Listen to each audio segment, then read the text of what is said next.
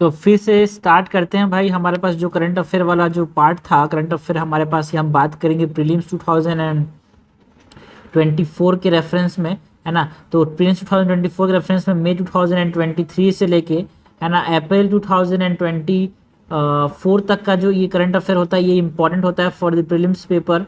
ठीक है, तो उसकी बात यहाँ पे हम करेंगे।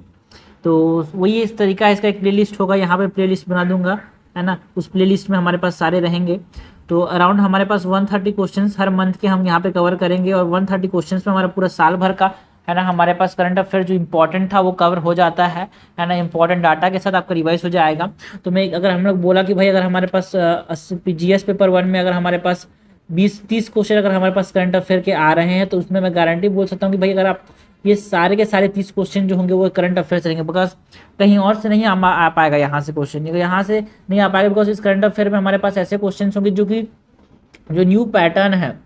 ये करंट अफेयर में हमारे जो क्वेश्चन होंगे वो कैसे होंगे भाई, जो न्यू पैटर्न है उस हिसाब से होंगे, असर्शन रीजन के हिसाब से होंगे, जो असर्शन रीजन बेस्ड जो क्वेश्चन आ रहे हैं उस हिसाब से रहेंगे, जो ऑप्शंस होते हैं ओनली 1 ओनली 2, है ना, उस हिसाब से रहेंगे, टफ क्वेश्चन होंगे, है ना। और इससे कॉन्सेप्ट भी क्लियर होगा, और जो इंपॉर्टेंट डाटा जो दिमाग में रखना है उस हिसाब से भी ये हमारे पास ये बनाया गया है। ठीक है, तो ये मई 2023 का करंट अफेयर यहाँ पे हम कवर करेंगे, है ना। उसके बाद में चलते होगा मई, जून, जुलाई, अगस्त, सितंबर से, उसके बाद 5 वीडियो बोल के नेक्स्ट पार्ट हम 5 पढ़ेंगे। ठीक है, सो स्टार्ट करते हैं भाई। हमारे पास क्वेश्चन नंबर 1 से, क्वेश्चन नंबर 1 है, which of the following are the correct nutritional requirement of a mid day meal scheme under the National Food Security Act. ठीक है, नेशनल फूड सिक्योरिटी एक्ट के अंदर हमको बोला गया है ना, एनएफएसएस के अंदर, सॉरी एनएफएसए के अंदर, क्वेश्चन केवल डिफिकल्ट है।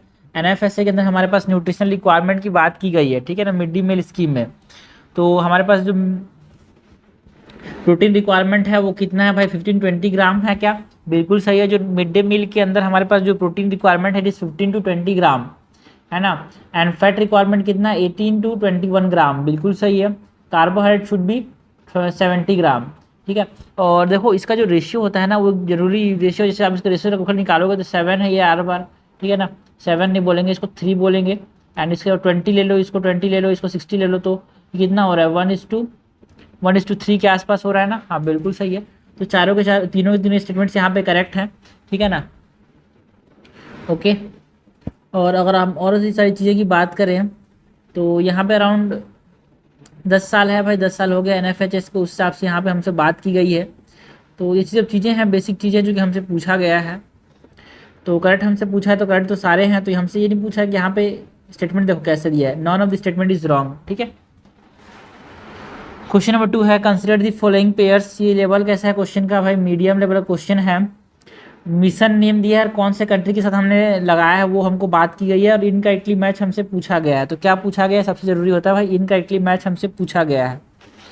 गंगा, मिशन गंगा हमने किसके साथ लॉन्च किया था, येमेन के साथ। नो, मिशन गंगा जो अभी यूक्रेन के साथ, रशिया यूक्रेन का वॉर हुआ था उसमें हमने मिशन गंगा लॉन्च किया था। कावेरी सूडान का है, बिल्कुल सही है भाई, ऑपरेशन सूडान जो अप्रैल 2023 में हुआ था, है ना। एंड देवी शक्ति, नॉट इज, देवी शक्ति यूक्रेन के साथ नहीं है भाई। देवी शक्ति हमारे पास किसके साथ था, ये अफगानिस्तान के साथ। अफगानिस्तान से हमने जो लोगों को उठाया था, जो आप फंस गए थे। ओके, सो इनकरेक्टली मैच पूछा है, इनकरेक्ट यहाँ पे 1 और 3 है, आंसर हो जाएगा ए। क्वेश्चन नंबर 3 है, consider the following statement with regard to Shri Jagannathpuri temple. हमको बात किसकी करनी है, श्री जगन्नाथपुरी टेम्पल की बात करनी है भाई, है ना। श्री जगन्नाथपुरी टेम्पल की बात करनी है। पहला क्वेश्चन में हमने बात की about the mid day meal scheme में हमारे पास रिक्वायरमेंट किसकी कितनी थी उसकी बात की। Okay, mid day meal scheme में कितनी रिक्वायरमेंट थी उसकी बात की हमने। और यहाँ पे हमको बात करना है about Shri Jagannathpuri temple. Okay, बहुत इंपॉर्टेंट है यार। क्वेश्चन का लेवल कैसा है, क्वेश्चन का लेवल है easy. Okay, Jagannath Puri temple is called as the Yamanika Tirtha. Okay, so क्या इसको यमनिका तीर्था बोलते हैं, बिल्कुल सही है ना। And where according to Hindu believe the power of Yamuna the god of death has been nullified in Puri due to the presence of lord Jagannath, ठीक है। यमनिका तीर्था मतलब जो भगवान, जो यम भगवान होते हैं, यमराज होते हैं, उनकी भी ताकत यहाँ पे खत्म हो जाती है। तो ये सही है भाई, इसलिए इसको बोलते हैं यमनिका तीर्था। और चार तीर्थ जो चार धाम है उसमें एक धाम ये है और इसमें इसको बोलते हैं यमनिका तीर्था।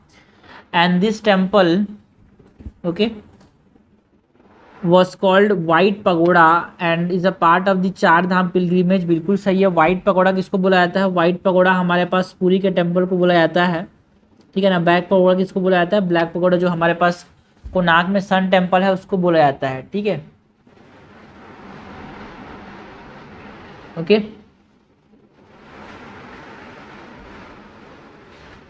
and the third statement है the temple is believed to be constructed in 12th century by king Anantvarma Chagoda of the western Ganga dynasty। no he belongs to what? ये कौन से डायनेस्टी से बिलोंग करते थे? ये ईस्टर्न गंगा डायनेस्टी से। भाई आप समझ लो ये ईस्ट में है ना गंगानाथपुरी, तो ईस्टर्न होगा, ठीक है। बिल्कुल सी ये 12th सेंचुरी बनाया गया था बाय द अनंत वर्मन चंदोगंगा, है ना, छोड़ा गंगा देवा के द्वारा बनाया गया था। अनंत वर्मा छोड़ा गंगा देवा के द्वारा बनाया गया था, लेकिन ये वेस्टर्न गंगा डायनेस्टी से बिलोंग नहीं करते थे, ईस्टर्न गंगा डायनेस्टी से बिलोंग करते थे। सो दिस इज इनकरेक्ट। हमसे करेक्टली मैच पूछा है, करेक्टली मैच आएगा 1 और 2। ओके सो क्वेश्चन नंबर 4 देखते हैं। विच of the following statement is incorrect? हमसे इनकरेक्ट पूछा गया है रिगार्डिंग दी तराई। तराई की बात करनी है भाई। तराई क्या है? तराई मीन्स, है ना, telecom regulatory authority of India. Try की बात करनी है, इसके बारे में इनकरेक्ट बताना है। क्या बताना है? इनकरेक्ट बताना है इसके बारे में। TRAI consist of a chairperson, 2 whole time member and 2 part time member, all of which are appointed by the government of India. मतलब 1 + 2 + 2, ये 2 होते हैं, ये होते हैं ये फुल टाइम होते हैं, है ना, ये पार्ट टाइम होते हैं। बिल्कुल सही है। The telecom regulatory of India was established in 1997। क्या ये 1997 में एस्टेब्लाइज हुआ था भाई?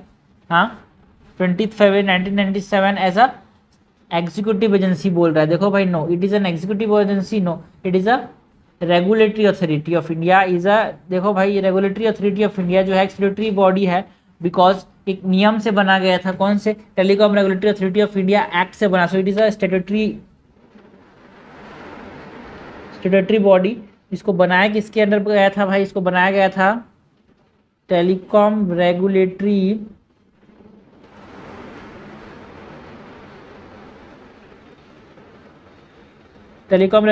Authority of India act of 1997। So this is incorrect. हमसे इनकरेक्ट पूछा गया है। And the recommendation of TRAI are not binding. बिल्कुल सही है। TRAI act was amended in 2000 which establish telecommunication dispute settlement and appellate tribunal to take over the adjudicated and dispute function from TRAI. बिल्कुल सही है। Incorrect है ये, और incorrect हमसे पूछा गया, आंसर हो जाएगा बी। डिफिकल्ट क्वेश्चन था ये। क्वेश्चन नंबर 5 है। और देखो भाई, ये टेस्ट सीरीज में हमारे पास प्रीवियस ईयर क्वेश्चंस भी कवर होंगे, करंट अफेयर्स भी कवर होंगे। एक तरीके से आपके जो साल भर का जो मतलब मैक्सिमम जो करंट अफेयर है वो रिवाइज हो जाएगा, और जो अपने पास प्रीवियस क्वेश्चन है जो इंपॉर्टेंट वो भी यहाँ पे कवर हो जाएंगे। सो क्वेश्चन नंबर 5 है। Consider the following pair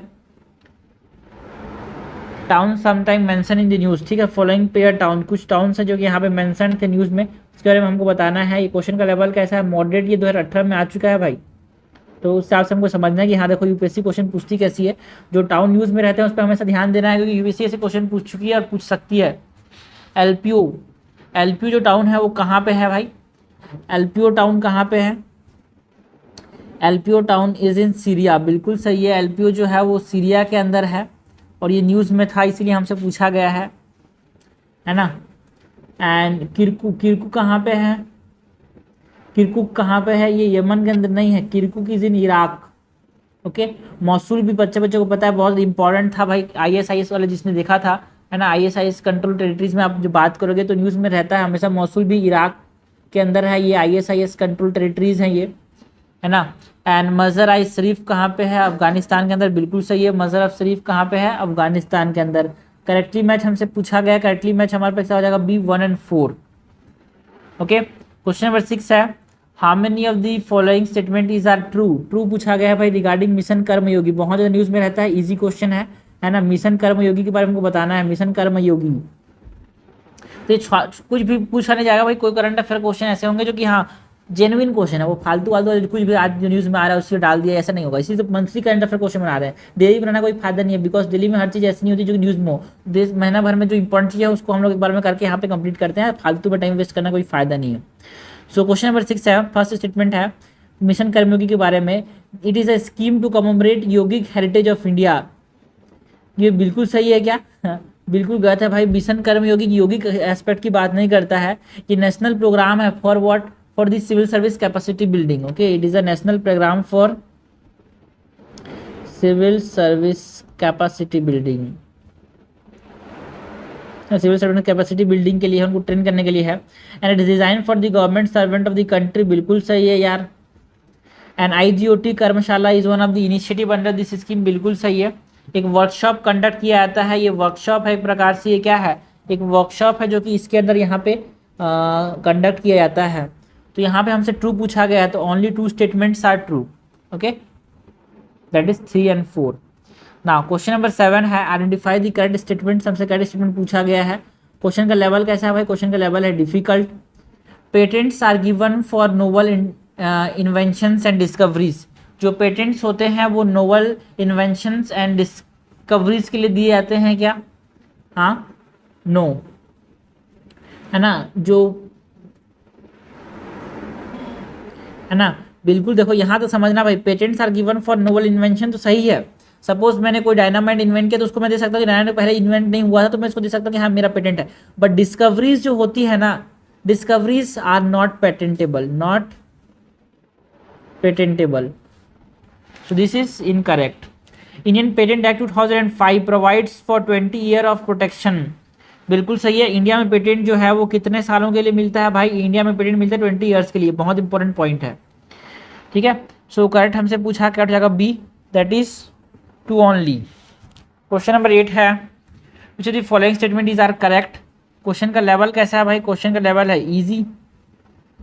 The Malthusian population theory states that population increase at geometric progression while resource grow at arithmetic progression, बिल्कुल सही है। जैसे population ऐसे ग्रो करता है बट ऐसे ग्रो करता है, बट जो हमारे पास रिसोर्स है वो ऐसे ग्रो करता है, तो इसीलिए तो हमारे पास पॉपुलेशन को लिमिट करने की जरूरत है। बिकॉज एक समय बाद पॉपुलेशन जो होगा उसको रिसोर्स नहीं मिलेगा, तो बोलते हैं ना कलयुग, घोर कलयुग आएगा, इंसान इंसान को खाएगा, तो उस प्रकार का यहाँ पे फर्स्ट इज करेक्ट। सेकंड है the total fertility rate is the total number of children a woman will have during her entire life time. Entire life time में जो बियर करती है वुमेन, क्या उसको हम क्या बोलते हैं? टोटल फर्टिलिटी रेट बोलते हैं क्या? टोटल नंबर नहीं है भाई, एक एवरेज नंबर है, ठीक है, एक एवरेज नंबर है। Total fertility rate is what? It is the average number of children at a women will have during her life time, not a total number of children. Okay, and total fertility rate जो replacement level fertility है India के अंदर वो कितना है ना, वो अपने पास 2.1 है भाई, है ना, जो कि एक यूनाइटेड नेशन पॉपुलेशन डिवीजन ने बताया था कि इंडिया के अंदर जो रिप्लेसमेंट लेवल फर्टिलिटी है वो क्या है? 2.1 है। एंड रिप्लेसमेंट लेवल फर्टिलिटी का मतलब क्या है? वो फर्टिलिटी लेवल है ना जिसपे पॉपुलेशन एग्जैक्टली रिप्लेस कर देगा नेक्स्ट जनरेशन को, ठीक है। सो दिस इज इनकरेक्ट, हमसे करेक्ट पूछा गया है, करेक्ट हो जाएगा यहाँ पे सी। करेक्ट क्या हो जाएगा? C, because it is not the total fertility, it is not the total number of children a women will have during her entire life time, it is the average number of women, average number of children. मतलब जैसे 10 women है, 10 women के जैसे के 2 बच्चे के, 3 बच्चे के, 4 बच्चे के, 5 बच्चे के, इन सब का एवरेज लिया जाता है ना, उसको बोलते हैं टोटल फर्टिलिटी रेट, है ना। और टोटल फर्टिलिटी रेट को मेजर करते हैं चिल्ड्रन पर वुमेन। कैसे मेजर करते हैं इसको मेजर करते हैं चिल्ड्रन पर वुमेन से। एक एवरेज याद रखना, it is an average, important चीज है, it is an average, TFR is an average. Question number 9 है which of the following statement is are true. हमसे ट्रू पूछा गया है भाई, है ना। क्वेश्चन का लेवल कैसा है? क्वेश्चन का लेवल है डिफिकल्ट। हमसे पूछा क्या गया है? ट्रू पूछा गया है। द मिनिस्ट्री ऑफ जल शक्ति टेक्स अप द स्वच्छ सर्वेक्षण इन बोथ, जो स्वच्छ सर्वेक्षण है अर्बन रूरल एरियाज में, उसको कौन देखता है? स्वच्छ सर्वेक्षण को कौन देखता है भाई? मिनिस्ट्री ऑफ जल शक्ति देखता है क्या? गलत है। जो ministry of union and urban ministry जो है ना ऑफ अर्बन डेवलपमेंट, है ना, union ministry of urban development जो है वो देखता है स्वच्छ सुरक्षा सर्वेक्षण को अर्बन एरियाज के अंदर, और रूरल एरियाज के अंदर कौन देखता है? Ministry of drinking water and sanitation. तो अर्बन एरियाज के अंदर कौन देखता है? Union ministry of urban development, ministry of urban development. And rural areas के अंदर इसको देखता है ministry of drinking water and sanitation, सिर्फ drinking water and sanitation. Okay, second है, टफ है ना भाई क्वेश्चन, थोड़ा सा है, लेकिन सबको समझ न्यूज़ में था इसीलिए हमसे पूछा गया है। मिनिस्ट्री ऑफ जल शक्ति नहीं देखता इन दोनों को। सर्वेक्षण, स्वच्छ सर्वेक्षण स्कीम। ओडीएफ रेटिंग जो है, ओडीएफ रेटिंग जो है ना, ODF rating can be provided if at any point in the day not a single person is found defecating in public in that area and untreated fecal matter is not dumped in water bodies। पहले बात तो ODF है क्या भाई? ODF मतलब open defecation free, open खुले में शौच करना ना, ओपन डिफिकेशन फ्री। ओडीएफ मतलब ओपन डिफिकेशन फ्री रेटिंग कब देते हैं, है ना? If at any point in a day not a single person is found defecating in public in that area and untreated fecal matter is not dumped in water bodies। क्या ये सही है भाई? ठीक है, ये गलत है भाई, बिकॉज ये यहाँ तक सही था, है ना, but untreated fecal matter is not dumped in water bodies, ये गलत बात है भाई, है ना। वो अगर उससे हम लोग नहीं बोलते, अगर ये डंप भी हो रहा है तब भी ओडीएफ दिया जा सकता है, अगर कोई भी खुले में शौच नहीं कर रहा है तो, ठीक है। ODF plus rating apart from zero people defecating in the open at any point of the day require that all community and public toilet properly function in that area। बिल्कुल सही है, ये इस प्रकार से हमारे पास जो अनट्रीटेड फीकल मैटर है वो डंप नहीं होगा वाटर बॉडीज में, तो वो डीए प्लस रेटिंग मिल जाएगा उसको, ठीक है। मतलब कोई जो है खुले में शौच तो नहीं कर रहा है, if any point not a single person is found defecating in open और कम्युनिटी टॉयलेट, मतलब खुले में शौच जो वाटर बॉडी से उसमें कोई मुद्दे हुए नहीं दिख रहा है ना, वो हमारे पास ओडीएफ प्लस रेटिंग है, ठीक है। सो हमसे क्या पूछा गया है? ट्रू पूछा गया है। ट्रू क्या हो जाएगा भाई? 3 ओनली, आंसर हो जाएगा सी। क्वेश्चन का लेवल है टफ, अच्छा क्वेश्चन है बिकॉज ऐसे क्वेश्चन यूपीएससी में आ रहे हैं, वाले क्वेश्चन तो आ नहीं आ रहे हैं, तो ये मेरा पर्पज है कि भाई हम लोग वो बनाएंगे तो एग्जाम में आए, टाइम लेके बनाएंगे, नहीं बनाएंगे तो आएगा एग्जाम में। The substitution of steel for wooden plow is okay.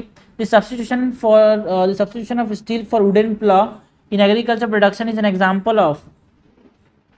भाई ये देखो, ये प्रीवियस क्वेश्चन है, 2015 में ये आ चुका है ना। जो हम इस्तेमाल कर रहे हैं स्टील लकड़ी के हल की जगह में, वो किसका एग्जाम्पल है यार? वो किसका example? It is an example of capital augmenting technological progress, है ना। हमारे पास कैपिटल रिड्यूसिंग नहीं है, कैपिटल ऑगमेंटिंग टेक्नोलॉजिकल प्रोग्रेस का एग्जाम्पल है, ठीक है।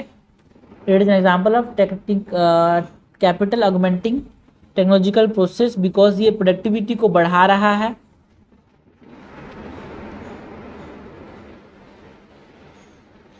प्रोडक्टिविटी को बढ़ा रहा है ना। तो ये हो गया क्वेश्चन नंबर 10। ना क्वेश्चन नंबर 11 देखते हैं भाई। क्वेश्चन नंबर 11 जो है, A and B are 2 farmers, A hold land of less than 2 hectare while B hold land of 5 hectare. A के पास 2 एकड़ जमीन है, बी के पास 5 एकड़ जमीन है। They never C does not have, C के पास, उसका जो पड़ोसी है उसके पास जमीन ही नहीं है, but has a herd of buffalo whose milk he sell to earn a livelihood. A B C live in coastal district and procure the daily fish need from D who is a fisherman, है ना। Who among the above will be eligible for किसान credit card? किसान credit card के लिए कौन eligible होगा?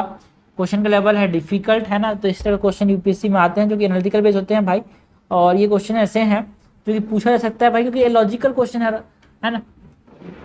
ऐसे ही question UPSC पूछती है आज जमाने में, ठीक है। तो केसीसी के लिए कौन अवेलेबल है भाई? सारों के चारों अवेलेबल है। केसीसी जो है किसान क्रेडिट कार्ड के लिए चारों के चारों अवेलेबल है। अब थोड़ा केसीसी के बारे में बात कर लेते हैं। जो किसान क्रेडिट कार्ड स्कीम है ना, ये 1998 में इंट्रोड्यूस किया गया था, है ना। और इसको इंट्रोड्यूस किसने किया था भाई? नाबार्ड ने, that is national bank for agriculture and rural development. किसने इंट्रोड्यूस किया था? नाबार्ड ने, national bank for rural development, rural agriculture development, ठीक है। एंड इसके लिए जो एलिजिबिलिटी क्राइटेरिया क्या है ना, फाइनेंशियल असिस्टेंस प्रोवाइड करते हैं, तो एलिजिबिलिटी क्राइटेरिया वही है भाई, फिश फार्मर्स ले सकते हैं जो कि डी है ना, जो इंडिविजुअल फार्मर है वो ले सकता है, ठीक है,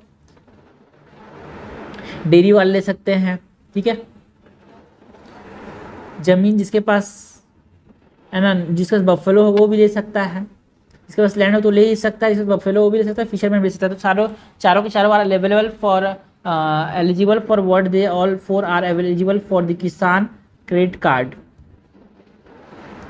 क्वेश्चन नंबर 12 देखते हैं, which the following statement are true regarding the POSH act. हमको क्या पूछा गया है भाई, ट्रू पूछा गया है regarding what, regarding the POSH act 2023 में आया था, सो 2013 में आया था भाई। मॉडरेट लेवल क्वेश्चन है, पॉश क्या है, प्रिवेंशन ऑफ है ना sexual harassment at work place, जिसको है ना विशाखा गाइडलाइंस भी बोलते हैं, ठीक है। So the Vishakha guideline given by the Supreme Court were a precursor of this law, है ना, बिल्कुल सही। जो विशाखा गाइडलाइन जो दिए थे है ना, कौन सा केस में सुप्रीम कोर्ट ने दिया था, जो Vishakha and others versus the state of Rajasthan case जो था 1997, जिसमें विशाखा गाइडलाइंस आए थे, उससे क्या हुआ 1997 में जो ये हुआ था है ना, इससे क्या हुआ, पॉश एक्ट आया, prevention of sexual harassment at work place, है ना, ये प्रिवेंशन, यहाँ पे प्रिवेंशन होता है, प्रोहिबिशन होता है एंड ऑल्सो रिड्रेसल होता है, ठीक है, तीनों को ध्यान रखना। सो this is correct. Every employer should establish N internal complaint committee. Second statement सही है क्या, बिल्कुल सही है। इसका सेक्शन 4 जो है पॉश एक्ट का ये बोलता है कि हर एम्प्लॉयर जो है वो इंटरनल कंप्लेंट कमिटी बनाना चाहिए उसको। ICC should have at least 1 women member. ICC जो है, आईसीसी मतलब क्या है, इंटरनल कंप्लेंट कमिटी जो है आईसीसी, इसमें कम से कम 1 वुमेन मेंबर होना चाहिए, ऐसा बोल रहा है। नो, इसमें एटलीस्ट 1/2 इसके टोटल मेंबर्स जो है ना वो वुमेन होना चाहिए, half of the members are women, so this is incorrect. For unorganised sector the state must direct the district officer to establish local complaint committee. बिल्कुल सही है। अगर हम अनऑर्गेनाइज सेक्टर की बात करें तो जो लोकल कंप्लेंट कमिटी होगा उसको कौन बनाएगा, डिस्ट्रिक्ट ऑफिसर बनाएंगे भाई। सो दिस इज करेक्ट, हमसे ट्रू पूछा गया है, सो 1, 2 एंड 4 इज करेक्ट। आंसर हो जाएगा बी। आंसर क्या हो जाएगा, आंसर हो जाएगा बी। क्वेश्चन नंबर 13 है, the money area in use is illegal mining and clashes between miners and indigenous people is located in which country। जो यनोमनी एरिया है वो किस कंट्री में है, ये हमसे पूछा गया है। क्वेश्चन का लेवल डिफिकल्ट क्यों माना गया, बिकॉज न्यूज़ में बहुत रहता तो है लेकिन ध्यान नहीं देते लोग, ठीक है। सो यनोमनी एरिया के बारे में बताना है। यनोमनी एरिया जो है वो कौन से कंट्री में है भाई, है ना, ये ब्राज़ील के अंदर है ना।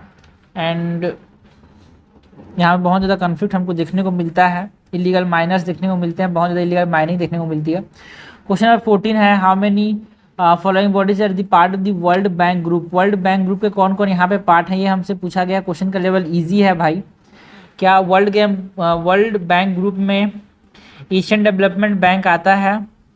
वर्ल्ड बैंक ग्रुप में एशियन डेवलपमेंट बैंक आता है क्या? नहीं आता भाई, है ना। एशियन इंफ्रास्ट्रक्चर डेवलपमेंट बैंक आता है क्या? नहीं आता भाई। International bank for reconstruction and development आता है वर्ल्ड बैंक ग्रुप में, बिल्कुल सही है, ठीक है। मल्टीलेटरल गारंटीड एजेंसी आती है क्या? बिल्कुल सही है, जिसको हम मीका बोलते हैं एंड इसको आईडीए बोलते हैं, that is international bank for reconstruction and development. And international centre for the settlement of investment dispute, ये भी आता है भाई, इसको आईएफसी बोलते हैं। सॉरी, आईएफसी तो नहीं बोलते, आगे बोल भी सकते हैं भाई, आईएफसी इंटरनेशनल फाइनेंस कॉर्पोरेशन बोल सकते हैं। तो ये तीनों जिसके पार्ट हैं भाई वर्ल्ड बैंक ग्रुप के पार्ट हैं, तो आंसर हो जाएगा B, only 3 bodies are the part of the World Bank. पहली बात तो आप वर्ल्ड बैंक में एशियन डेवलपमेंट बैंक को कैसे इंक्लूड करोगे, एशियन इंफ्रास्ट्रक्चर इन्वेस्टमेंट बैंक कैसे इंक्लूड करोगे, तो दोनों हटा देंगे, उसके बाद हमारे पास आंसर बच जाएगा ये। तो इजी क्वेश्चन था भाई। क्वेश्चन नंबर 15 है, westerlies in the southern hemisphere are stronger and persistent than in north, जो है वो प्रीवियस क्वेश्चन 11 में आ चुका है, इजी क्वेश्चन है। बात किसकी करनी है, वेस्टर्लीज की बात करनी है, जो साउदर्न हेमिस्फीयर में वो ज़्यादा स्ट्रॉन्गर होते हैं, लंबे समय के लिए होते हैं। क्यों? पहला स्टेटमेंट बोल रहा है southern hemisphere has less land mass as compare to northern hemisphere, ठीक है, बिल्कुल सही है। और लेस लैंड मास होने से क्या होता है भाई, लेस फ्रिक्शनल फोर्स होते हैं, है ना, एंड लेस फ्रिक्शनल फोर्स की वजह से ज़्यादा समय तक ये रहता है। Coriolis force is higher in the southern hemisphere as compare to the northern hemisphere, क्या ये सही है भाई? ना, ये गलत है, बिकॉज जो मैग्नीट्यूड एंड इंटेंसिटी जो होता है ना भाई, वो दोनों आइडेंटिकल है कोरलिस फोर्स का, northern hemisphere and southern hemisphere दोनों में। तो करेक्ट हमसे पूछा गया है, करेक्ट हो जाएगा ए। सो क्वेश्चन नंबर 16 देखते हैं। क्वेश्चन नंबर 16 क्या है भाई? क्वेश्चन नंबर 16 है विच the following statement is true. हमसे ट्रू पूछा गया है। क्वेश्चन का लेवल कैसा है? क्वेश्चन का लेवल है डिफिकल्ट क्वेश्चन है ये। स्टेटमेंट नंबर 1 क्या बोल रहा है? The exchange rate in India are determined by the Reserve Bank of India. No, India के अंदर जो एक्सचेंज रेट है भाई, है ना, इंडिया एक फ्री मार्केट है, तो यहाँ पे हमारे पास फिक्स्ड एक्सचेंज रेट नहीं होता, यहाँ पे फ्लोटिंग एक्सचेंज रेट होता है ना, जो कि मार्केट फोर्सेस के द्वारा ड्रीवन होता है। सो first is incorrect. Currency devaluation can be done only by the government while currency depreciation is result of market forces. बिल्कुल सही है। डिवैल्यूएशन जो होती है वो क्या करती है भाई, जो सेंट्रल बैंक है वो करता है ना, सेंट्रल बैंक इंडिया के अंदर रिजर्व बैंक है और सेंट्रल गवर्नमेंट होती है वो करती है। एंड डिप्रिसिएशन जो होता है वो मार्केट फोर्सेस से होता है। बिल्कुल सही है ये स्टेटमेंट, हमसे करेक्ट पूछा है, कट जाएगा B.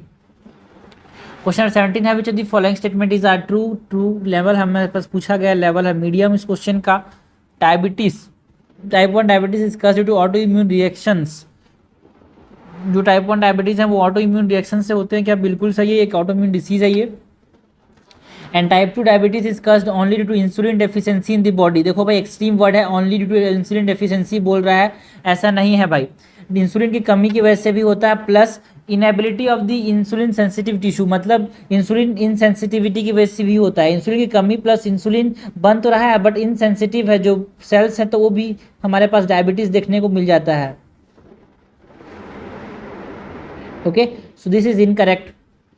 Type 1 diabetes is more common in India. No, in type 2 का डायबिटीज इंडिया में बहुत ज़्यादा कॉमन है ना, हर 7 में से एक आदमी को है, या फिर बोल सकते हैं, है ना।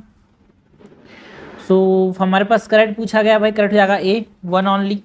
क्वेश्चन नंबर 18 है identify the correct statement. Question का लेवल कैसा है भाई? Medium. The central government has started aspirational block programme on the lines of aspirational district programme. क्या सेंट्रल गवर्नमेंट ने एस्पिरेशनल ब्लॉक प्रोग्राम लॉन्च किया है क्या? बिल्कुल सही है, जो कि पहले एस्पिरेशनल डिस्ट्रिक्ट प्रोग्राम लॉन्च किया था, है ना, 2018 में, एंड उसको देखते हुए एस्पिरेशनल ब्लॉक प्रोग्राम भी लॉन्च किए हैं। And it has also initiated aspirational cities programme to make Indian cities more livable. No, ऐसा सेंट्रल गवर्नमेंट ने नहीं किया है। जो ये एस्पिरेशनल सिटीज़ प्रोग्राम है ना, महाराष्ट्र ने इसको इंट्रोड्यूस किया है। सो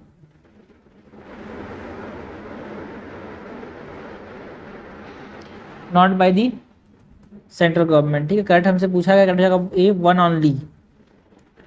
क्वेश्चन नंबर 19 है which of the following countries do not border the Mediterranean sea. Mediterranean sea में कौन कौन सी कंट्रीज बॉर्डर नहीं करते हैं? तो इसका डायग्राम देख लेते हैं हम। तो ये अपने पास मेडिटेरियन सी है भाई। मेडिटेरियन सी से कौन कौन सी कंट्रीज, हमसे क्वेश्चन ने पूछा है कि कौन कौन सी कंट्रीज बॉर्डर नहीं करती, ये पूछा है क्या? देखो भाई, तो यहाँ पे हमारे पास ये मेडिटेरियन सी, तो यहाँ पे हमारे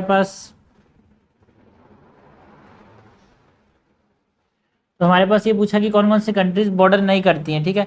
ऑप्शन में क्या क्या दिया है भाई हमारे पास?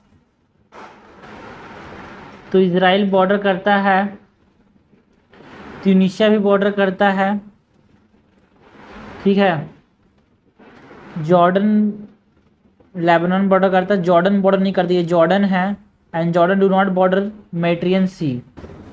ओके, तो यहाँ पे इजराइल बॉर्डर करता है, जॉर्डन बॉर्डर नहीं करता, सीरिया बॉर्डर करता है, ट्यूनीशिया बॉर्डर करता है। तो हमसे ये पूछा है do not border. Do not border में हमारे पास क्या हो जाएगा? Jordan do not border Mediterranean Sea. Okay,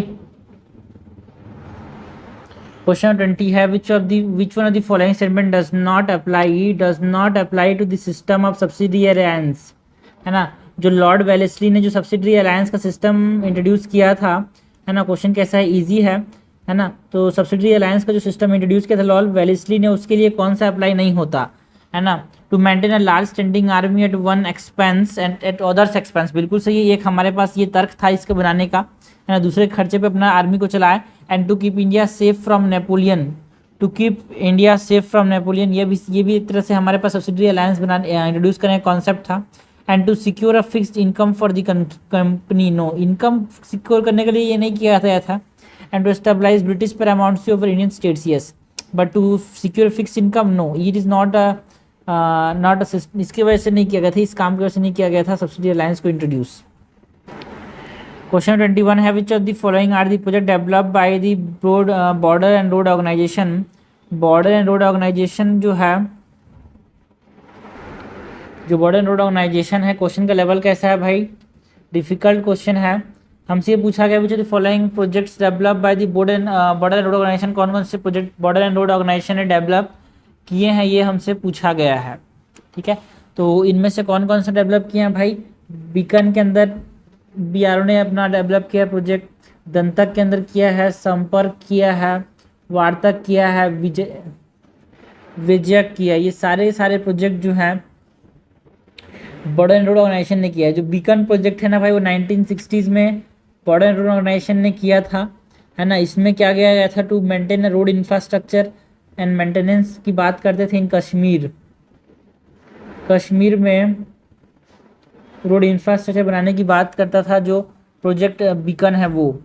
दंतक project जो है ना, ये हमारे पास एक इनिशिएटिव है जहाँ पे भूटान के अंदर हमारे पास इंफ्रास्ट्रक्चर बनाने की बात करते हैं, रोड बनाने की बात करते हैं। संपर्क जो है ना, ये प्रोजेक्ट को 1961 में लॉन्च किया था हमारे पास बॉर्डर ऑर्गेनाइजेशन ने भूटान।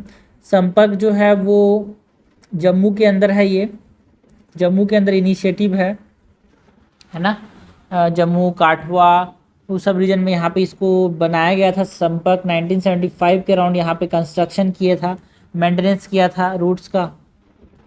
एंड वार्तक जो है प्रोजेक्ट, वार्तक जो है ये जो प्रोजेक्ट है वो 1963 में था भाई, है ना। ये असम के अंदर हमारे पास जो रीजन्स हैं उसके अंदर हमारे पास असम वाले रीजन में जो रोड बनाने की बात की जा रही थी, है ना, मेंटेनेंस करके बात की जा रही थी, वो है ये वार्तक। और विजयक जो प्रोजेक्ट है, विजयक ये भी हमारे पास लद्दाख वाले रीजन में रोड बनाने की बात होती है, इसमें वो प्रोजेक्ट विजयक इन लद्दाख। तो आंसर हो जाएगा डी। ये सारे के सारे प्रोजेक्ट्स जो है, बीकन हो गया, दंतक हो गया, संपर्क हो गया, वार्तक हो गया, विजयक हो गया, सारे बॉर्डर रोड ऑर्गेनाइजेशन के प्रोजेक्ट हैं। Which article in the Indian constitution allows the union to protect every state against external aggression and internal disturbance and to ensure that the government of every state is carried on accordance with the provision of the constitution। ठीक है ना, ये union का union की जिम्मेदारी है कि वो हर स्टेट को प्रोटेक्ट करे अगेंस्ट एक्सटर्नल एग्रेशन, है ना, और इंटरनल डिस्टर्बेंस से, है ना। तो ये कौन से आर्टिकल में लिखा हुआ है भाई, प्रेसिडेंट्स रूल के अंदर बात की जा रही है क्या इसकी, है प्रेसिडेंट्स रूल के अंदर बात की जा रही है क्या, नहीं। प्रेसिडेंट्स रूल लगाना है किसके अंदर, आर्टिकल 355 में ये बात की जा रही है। मीडियम क्वेश्चन है भाई, ठीक है। हमको ये बोला है आर्टिकल 355 में कि ये यूनियन का जिम्मेदारी बनती है कि उस स्टेट को प्रिवेंट करे फ्रॉम एक्सटर्नल एग्रेशन और इंटरनल डिस्टर्बेंस। क्वेश्चन नंबर 23 है, which of the following statement is correct with respect to, हमसे पूछा गया है correct with respect to rare disease. News में था भाई बहुत ज़्यादा रेयर डिसीज। मीडियम कैसा है, लेवल मीडियम है। रेयर डिसीज के बारे में बताना है correct. All the rare disease are genetic and hence affect a large number of children. No भाई, लार्ज नंबर को अफेक्ट करेंगे तो रेयर क्यों बोलेंगे, ठीक है। लार्ज नंबर को अफेक्ट करेगा तो रेयर क्यों बोलेंगे, तो दिस इज इनकरेक्ट। और सारे के सारे ऑल एक्सट्रीम वर्ड बोला नहीं, सारे रेयर डिसीज जेनेटिक नहीं होते हैं, कुछ एक्वायर्ड भी होते हैं। According to the national policy of rare disease, and according to what, according to the national policy of rare disease, group 1 disease are those requiring long term और life long treatment. No, देखो भाई national policy of rare disease ने क्या किया है, इसमें categorise किया है रेयर डिसीज को इनटू 3 ग्रुप्स, ठीक है। Group 1 and group 2 and group 3, ठीक है। ग्रुप 2 में क्या है हमारे पास, सॉरी ग्रुप 1 में एक ऐसे डिसीज हैं जिनमें 1 टाइम ट्रीटमेंट चाहिए होता है, 1 टाइम ट्रीटमेंट, ठीक है। एंड ग्रुप 2 में हमारे पास लाइफ लॉन्ग ट्रीटमेंट चाहिए होता है या फिर लॉन्ग टर्म ट्रीटमेंट, ठीक है ना, लॉन्ग टर्म या फिर लाइफ लॉन्ग, याद रखो एक चीज़ को, है ना। और ग्रुप 3 में हमारे पास ऐसे हैं भाई, है ना, जिसमें हमारे पास ट्रीटमेंट बहुत कॉस्ट है, वेरी कॉस्टली, ना बहुत कॉस्टली ट्रीटमेंट है, तो अफोर्ड नहीं कर सकते। सो ये 3 प्रकार से है। सो इसमें बोला ग्रुप 1 लाइफ लॉन्ग ट्रीटमेंट चाहिए, नो इट इज़ ग्रुप 2। सो हमसे करेक्ट पूछा भाई, करेक्ट कोई सा भी नहीं, आंसर हो जाएगा डी। क्वेश्चन नंबर 24 है, कंसिडर द फॉलोइंग स्टेटमेंट्स, है ना। क्वेश्चन का लेवल कैसा है भाई, क्वेश्चन का लेवल है डिफिकल्ट, है ना। Loyumba Shinyen, Loyumba Shinyen the writer, sorry Loyumba Shinyen the written constitution of Kangleipak was firmly developed by Pitambar Pitambar Charao Pitambar Charari Romba, Pitambar चरारी Roomba. क्या ये सही स्टेटमेंट है भाई? हाँ, नहीं, ये गलत है, बिकॉज लोम्बा सीनियन जो थे वो 11 to 12 सेंचुरी में इन्होंने लिखा था कॉन्स्टिट्यूशन को, ठीक है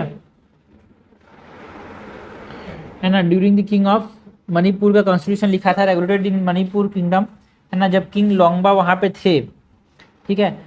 बट फुल्ली डेवलप किसने किया भाई? उसको फुल्ली डेवलप क्या किया और किसने किया?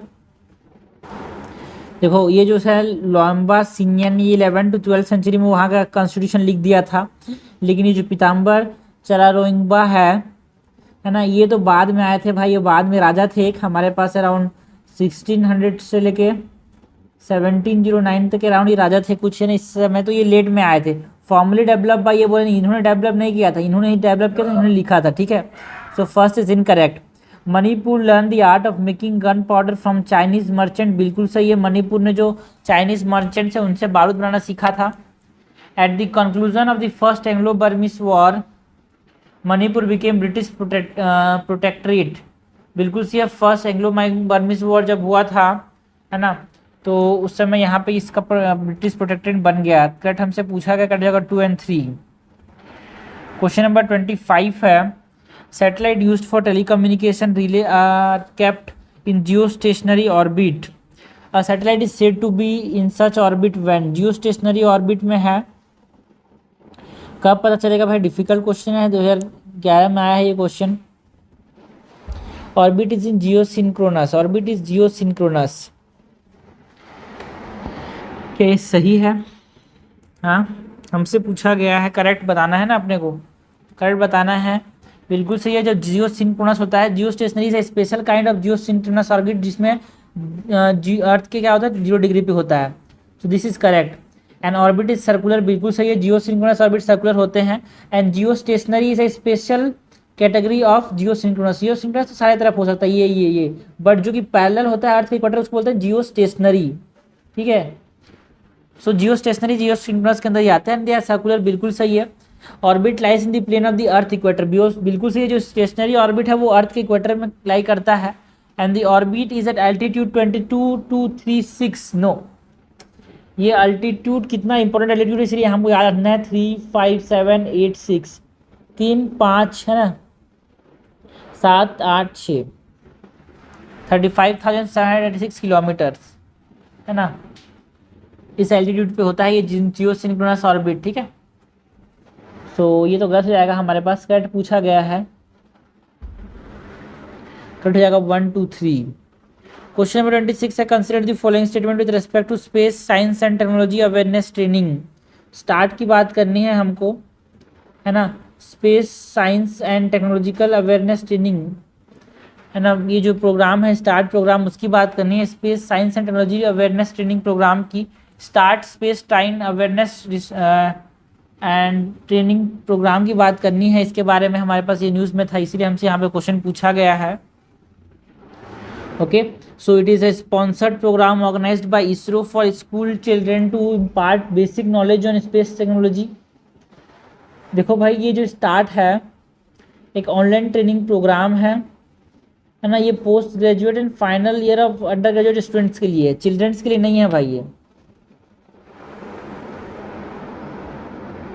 Okay. The program will cover various domains of space science including astronomy, astrophysics, heliophysics, sun earth interaction, instrumentation and aeronomy। बिल्कुल सही है, करेक्ट हमसे पूछा गया, कट जाएगा B2 ओनली। क्वेश्चन 27 है, which of the following laws are associated with shoot at sight order. ना कौन कौन से लॉज जो है उसमें शूट एंड साइट का ऑर्डर दिया जाता है, दिया गया है, ठीक है ना। Shoot and sight order, shoot at sight order किस किस में दिया गया है, ये हमसे पूछा गया है, ठीक है। सो arm force special powers act के अंदर, आसपा के अंदर दिया गया है, बिल्कुल सही है। सीआरपीसी के अंदर शूट एंड ऑर्डर भाग रहा है कोई आदमी तो उसको हम दे सकते हैं क्या, है ना, शूट एंड साइट का ऑर्डर दिया गया, बिल्कुल सही है। आईपीसी के अंदर shoot and order, shoot at site का ऑर्डर दे सकते हैं। प्रिजन एक्ट के अंदर नहीं दिया गया है, and probation of offenders act के अंदर भी नहीं दिया गया है। तो करेक्ट हमारे पास क्या हो जाएगा, करेक्ट हो जाएगा ए, ठीक है।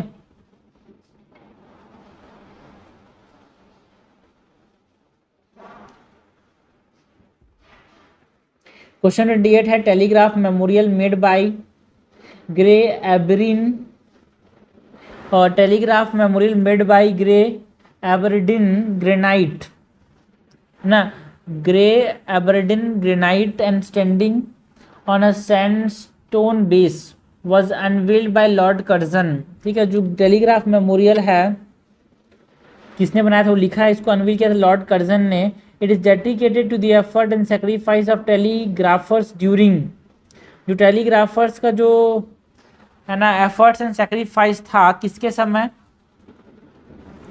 है ना, टेलीग्राफर्स का जो, देखो भाई कर्जन जो थे वो किसके समय थे, कर्जन जो थे वो किसके समय थे, रिवोल्ट ऑफ 1857 के समय थे। तो कब लगाओ 1857 होगा, बिल्कुल सही है। 1857 तक तो फेल क्यों हो गया, बिकॉज ऑफ द टेलीग्राफर्स, ठीक है ना, जहाँ पे इन्फॉर्मेशन तुरंत तुरंत फैलाया जा रहा था उसकी वजह से भी एक तरह से हमारे पास फेल हो गया। और उस समय जो टेलीग्राफर्स थे उन्होंने बहुत ज़्यादा सेक्रीफाइस किया था, उसको देखते हुए लॉर्ड कर्जन ने क्या किया, टेलीग्राफर्स मेमोरियल बनाया था, है ना, इसको अनवील किया इन्होंने। तो ये हमारे पास क्वेश्चन नंबर 28 हो गया। नाउ क्वेश्चन नंबर 29 है, consider the following pairs. Question का लेवल कैसा है भाई, डिफिकल्ट है। हमको कुछ इनिशिएटिव्स की बात करनी है और इस इनिशिएटिव को किस स्टेट ने लिया है इसको हमको उसके साथ मैच करना है। Initiatives, Chandauli black rice initiative, जो चंदौली ब्लैक राइस इनिशिएटिव है, चंदौली ब्लैक राइस इनिशिएटिव जो है वो कौन से स्टेट में लिया गया, चंदौली ब्लैक राइस इनिशिएटिव जो है उत्तर प्रदेश के अंदर लिया गया, बिल्कुल सही है। एंड कलिका चेट्री ये जो इनिशिएटिव है वो कौन से स्टेट में लिया गया भाई, कोविड पेंडेमिक को जो हमारे पास कर्नाटक गवर्नमेंट का ऑर्डर जो था ना, जो लर्निंग गैप हो रहा था कोविड पेंडेमिक से, उसको देखते हुए हमारे पास कलिका चेतरी इनिशिएटिव लिया गया था। एंड सांथे कौशालकर जो इनिशिएटिव है वो तेलंगाना गवर्नमेंट ने लिया था क्या, नो, सांथे कौशालकर जो है वो कर्नाटका के द्वारा लिया गया था। एक तरह से एक सेल्फ हेल्प ग्रुप है यार, है ना, जो कि आइडेंटिफाई करता है ना, एक मोबाइल एप्लीकेशन भी है ना, जो कि आइडेंटिफाई करता है उनके प्रोडक्ट को। सांथे कौशालकर, ठीक है, कर्नाटका का है ये, किसका है, कर्नाटका का। सारथी एंड साखी मेंटल हेल्थ हेल्पलाइन, साखी एंड साखी मेंटल हेल्थ हेल्पलाइन जो है वो कौन से स्टेट का है भाई, ये यूपी का है, ठीक है। सारथी एंड साखी mental health helpline is from UP. Correctly match हमसे पूछा है तो ओनली 2 पेयर था, करेक्टली मैच आंसर हो जाएगा बी। 30 नंबर क्वेश्चन है, in India if religious sect community is given the status of national minority, अगर किसी को भी किसी भी सेक्ट को हम नेशनल माइनॉरिटी बोल देते हैं तो उसको क्या स्पेशल एडवांटेज मिलता है भाई। देखो ये प्रीवियस क्वेश्चन है, 2011 में आ चुका है ये, ठीक है। सो क्या एडवांटेज मिलता है भाई, पहला तो it can establish and administer exclusive educational institution, बिल्कुल सही है, ऐसा आर्टिकल 30 में बोलता है भाई, जो माइनॉरिटीज़ हैं they can establish and administer exclusive educational institution, बिल्कुल सही है पहला। दूसरा, the president of India automatically nominates a representative of the committee to Lok Sabha, no भाई ऐसा कोई प्रोविज़न नहीं है कि आपको लोकसभा में नॉमिनेट करना पड़े, है ना, माइनॉरिटी रिलीजियस कमिटी से, ऐसा नहीं है कोई भी प्रोविजंस।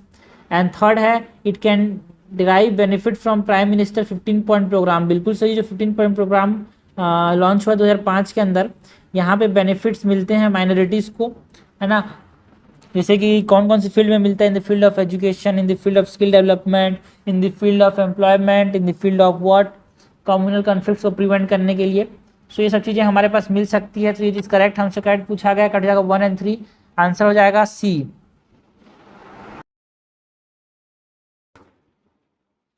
क्वेश्चन नंबर 31 है wushu a martial art form originate in which country. Wushu जो है, जो कि एक मार्शल आर्ट फॉर्म है, वो किस कंट्री से ओरिजिनेट करता है? लेवल है इजी, ठीक है।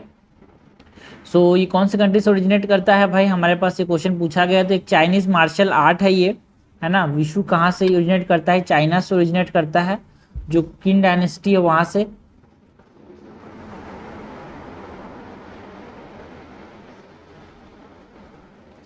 क्वेश्चन नंबर 32 है कंसिडर द फॉलोइंग स्टेटमेंट, है ना, which of the following statement are true regarding the I2U2 grouping, ठीक है ना। I2U2 में इंडिया है, इजराइल है, USA है एंड UAE है। I2U2 के बारे में बताना है। क्वेश्चन का लेवल कैसा है भाई? क्वेश्चन का लेवल है moderate. It was started in the year 2021। I2U2 जो है 2021 में हुआ था क्या? बिल्कुल सी है। Apart from India other member include USA UK है। USA UK नहीं है भाई, UAE है एंड इजराइल है, not UK, UAE। It is also known as the West Asian Quad, बिल्कुल से ये इसको वेस्ट एशियन क्वाड भी बोलते हैं। ईस्ट एशिया के अंदर तो हमारे पास कौन कौन है भाई? इंडिया है, जापान है, USA है, ऑस्ट्रेलिया है। वेस्ट एशिया क्वाड हमारे पास UAE है ना, है ना, USA है, इंडिया है, इजराइल है। सो it is also it is correct. तो हमसे ट्रू पूछा है, ट्रू क्या हो जाएगा यहाँ पे? 1 और 3, आंसर हो जाएगा यहाँ पे डी। क्वेश्चन नंबर 33 है आइडेंटिफाई द करेक्ट स्टेटमेंट्स। हमसे करेक्ट स्टेटमेंट आइडेंटिफाई करने के बारे में पूछा गया है। क्वेश्चन का लेवल इजी है। Both Nagara and Dravidian temples have element called Shikhara. Nagara and Dravid temple क्या दोनों में शिखरा होता है? बिल्कुल सही है ना। हमारे पास इसके अंदर स्टीप शिखर होते हैं और इसके अंदर हमारे पास द्रविड़ के अंदर से स्टेप्स के फॉर्म में यहाँ पे शिखर होते हैं। Gopuram are a prominent feature of Dravidian temple, बिल्कुल सही है यार, है ना। करेक्ट हमसे पूछा गया, करेक्ट हो जाएगा बोथ 1 और 2।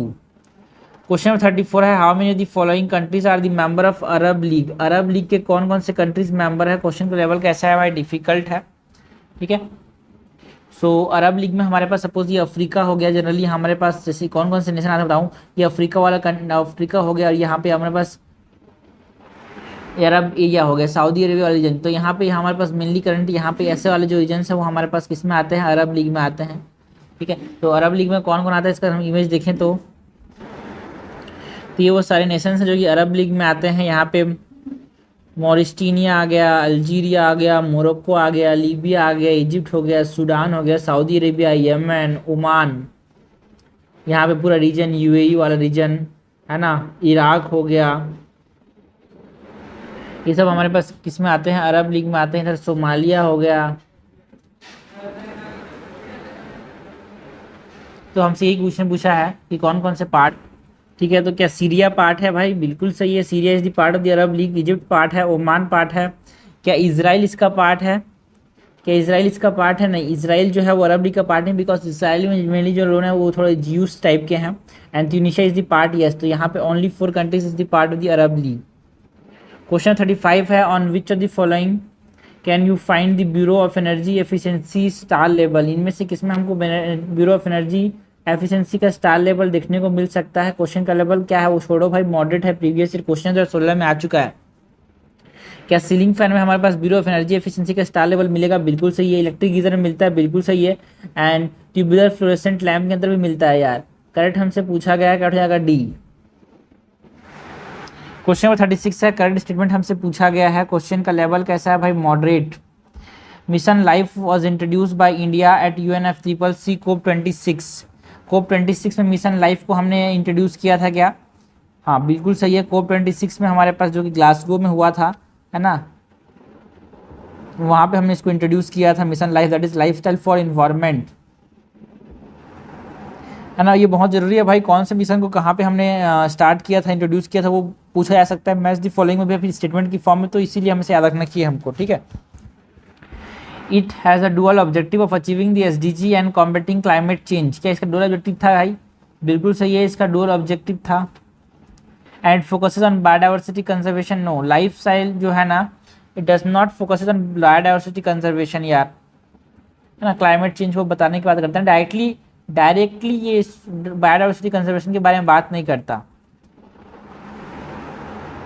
ओके, सो हमसे करेक्ट पूछा गया, कट हो जाएगा 1 and 2, आंसर हो जाएगा ए।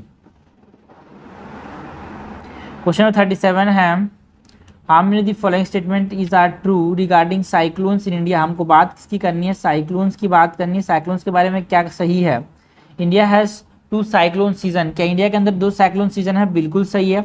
एक तो है हमारे पास प्री मानसून, एक तो है post monsoon, pre monsoon and एक तो है post monsoon. Okay, cyclones are more frequent in Bay of Bengal compare to the Arabian Sea due to the higher surface temperature, बिल्कुल सही है ना। Cyclone Mocha, the first cyclonic storm of 2023 has been named by Yemen, बिल्कुल सही है। जो mocha था 2023 में जो आया था पहला, उसको किसने नाम दिया था, यमन ने नाम दिया था। तीनों स्टेटमेंट यहाँ पे हमारे पास सही हैं, तो आंसर क्या हो जाएगा, आंसर हो जाएगा सी, आंसर हो जाएगा सी। ना क्वेश्चन नंबर 38 है, which of this statement is are true. Question का लेवल कैसा है भाई, क्वेश्चन का लेवल है difficult. Rabindranath Tagore was the first non European to win Nobel Prize in literature, क्या ये सही है, बिल्कुल सही है। रविंद्रनाथ टैगोर पहले एक ऐसे लोग थे जो कि यूरोपियन नहीं थे एंड इन्होंने लिटरेचर के अंदर नोबेल प्राइज़ मिला था। एंड इसमें कौन सी किताब, कौन सी पोइट्री के ऊपर इनको नोबेल प्राइज़ मिला था, है ना, गीतांजलि, गीतांजलि के ऊपर इनको नोबेल प्राइज़ मिला था 1913 में। So this is correct. He gave up his knighthood to protest the Rowlatt Act. हाँ, कि इन्होंने अपना जो नाइटहुड था वो प्रोटेस्ट करने के लिए गिव अप किया था। जो जलियांवाला बाग मैसेकर हुआ था ना, उसको देखते हुए इन्होंने अपना क्या किया था, नाइटहुड जो कि ब्रिटिश ने दिया था उसको उन्होंने गिव अप कर दिया। This is incorrect. He is the author of the collection of poem Mansi. Mansi एक कलेक्शन ऑफ पोएम है, उसके ये ऑथर हैं, बिल्कुल सही है यार। ये करेक्ट हमसे पूछा गया, करेक्ट हो जाएगा 1 and 3, आंसर हो जाएगा सी, आंसर क्या हो जाएगा सी। क्वेश्चन नंबर 39 है, the enforcement directorate is a nodal agency for which of the following act of parliament. Enforcement directorate जो है ना, एनफोर्समेंट डायरेक्टरेट जो है वो नोडल एजेंसी किस किस चीज़ों के लिए है, ये हमसे पूछा गया है भाई ना। Prevention of money laundering act 2022 में जो आया था, 2002 में जो आया था, उसका ये एक हमारे पास नोडल एजेंसी है क्या, ये बिल्कुल सही है। फॉरेन एक्सचेंज मैनेजमेंट एक्ट 1999 में जो आया था, उसका भी एक नोडल एजेंसी एनफोर्समेंट डायरेक्टरेट है क्या, बिल्कुल सही है। मतलब एनफोर्समेंट डायरेक्टरेट के अंदर ये सब चीज़ें आती हैं। एंड जो फ्यूगेटिव इकोनॉमिक ऑफेंडर्स एक्ट था 2008 का, है ना, उसका भी एक हमारे पास उसके अंदर, मतलब ये एनफोर्समेंट डायरेक्टरेट के अंदर ही आता है ना। सो करेक्ट हमारे पास हो जाएगा डी। तो PMLA, foreign exchange management and fugitive economic offenders act, इस सारे को एनफोर्समेंट डायरेक्टरेट देखता है। क्वेश्चन नंबर 40 है, consider the following statement. Question का लेवल कैसा है भाई, क्वेश्चन का लेवल है इजी, प्रीवियस क्वेश्चन है ये, है ना। तो New Development Bank has been set up by the APC, है ना। APC ने इसको बनाया था क्या, व्हाट इज APC। या देखो यूपीएससी में ऐसी शॉर्ट बिना फुल फॉर्म के क्वेश्चन आ जाते हैं, तो आप मत सोचना कि भाई यूपीएससी हमेशा फुल फॉर्म लिख के देगी, है ना, तो ये गलत है। बिकॉज जो न्यू डेवलपमेंट बैंक है ना, उसको ब्रिक्स कंट्रीज ने आपस में मिलकर क्या किया था, यहाँ पे इसको बनाया था, not by APC। Okay, the headquarter of New Development Bank is in Shanghai, बिल्कुल सही है। बिकॉज ब्रिक्स का भी हेडक्वार्टर कहाँ पे है, सांघाई के अंदर। करेक्ट हमसे पूछा है, करेक्ट हो जाएगा B2 ओनली। क्वेश्चन नंबर 41 है, consider the following statement with regard to laser interferometer gravitational wave observatory. LIGO project की बात करनी है, जो कि क्वेश्चन का लेवल इजी है। जो laser interferometer gravitational wave observatory है, लिगो प्रोजेक्ट है, उसके बारे में हमको बताना है। The Indian LIGO would have two perpendicular placed 4 kilometre long vacuum chamber, 2 perpendicularly place होंगे, that constitute the most sensitive interferometer in the world। कि ये मोस्ट सेंसिटिव होगा, बिल्कुल सही है। 4 किलोमीटर दूर होगा, बिल्कुल सही है। परपेंडिकुलर होगा, बिल्कुल सही है। It will be located in the Hingoli district of Maharashtra, बिल्कुल सही है। मुंबई से 450 किलोमीटर हिंगोली डिस्ट्रिक्ट में ये लोकेटेड है। And the लिगो is The US first detected gravitational wave in 2013. No, LIGO in US first detected gravitational wave in 2015, है ना, और उसको नोबेल प्राइज मिला था फिजिक्स के अंदर 2017 में. So this is incorrect. हमारे पास इजी पूछा गया है तो यहाँ पे हो जाएगा only two no, only one statement is wrong. So answer क्या हो जाएगा 41 का ए. 41 का आंसर क्या हो जाएगा, 41 का आंसर हो जाएगा ए. 42 है, consider the following statement about section 144 of the CrPC. जो कर्फ्यू होता है ना, इसके बारे में बताना है, सेक्शन 144 ऑफ द सीआरपीसी के बारे में. ठीक है. So this law empower the magistrate of any state or union territory in India to pass an order prohibiting the gathering of 4 or more people in a specified area. क्या ये सही है भाई? बिल्कुल सही है. According to the order under this section, there shall be no movement of public, but the educational institution may remain open. No, यहाँ पे इसके ऑर्डर अंदर हमारे पास एजुकेशनल इंस्टीट्यूट भी खुले नहीं रह सकते भाई, है ना. All educational institution should be closed. And it does not empower the authorities to block internet access in the region. No, यही जो है सेक्शन जो है 144 जो है कर्फ्यू जो है, वही इंटरनेट को ब्लॉक करने को एम्पावर करते हैं ना, है ना. उस जो अथॉरिटीज है उसको एम्पावर करता है to block internet. So this is incorrect, does not बोल रहा है. तो इनकरेक्ट हमसे पूछा गया है, इनकरेक्ट हो जाएगा बी. तो बहुत केयरफुली क्वेश्चन को पढ़ना है, क्या पूछा गया है, क्या हम टिक कर रहे हैं. क्वेश्चन नंबर 43 है, which are the following best defined phrase persona non grata. जो पर्सोना ना ग्राटा एक फेस है ना, उसको कौन बेस्ट डिफाइन कर रहा है? Persona non grata. Persona non grata. It refers to a diplomat और फॉरेन पर्सन हु एंटरिंग और remaining in certain country has been prohibited by the country. देखो पर्सोना नॉन ग्राटा जो है ना, ये पहला स्टेटमेंट ही होगा, बिकॉज एक डिप्लोमेसी के अंदर ऐसा पर्सन है ना जो कि फॉरेन डिप्लोमेट है, बट उसको उसके होम कंट्री से होस्ट कंट्री में जाने से मना कर दिया गया है. उसको बोलते हैं पर्सोना नॉन ग्रेटा, मतलब एक तरह से भगा दिया गया है, तुम मत आबे. क्वेश्चन नंबर 44 है, which of the following statement is incorrect. हमसे इनकरेक्ट पूछा गया. क्वेश्चन का लेवल कैसा है भाई? क्वेश्चन का लेवल है easy. NCLT, that is National Company Law Tribunal, is a quasi-judicial body that adjudicates issues relating to companies. NCLT जो है वो कंपनीज के regarding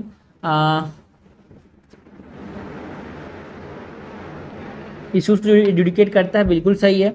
any person agreed by any order of the NCLAT, that is National Company Law Tribunal, Law Appellate Tribunal, may file an appeal to the High Court. No, any person aggrieved to any order of the NCLAT and may file an appeal to the Supreme Court. So this is incorrect. Okay.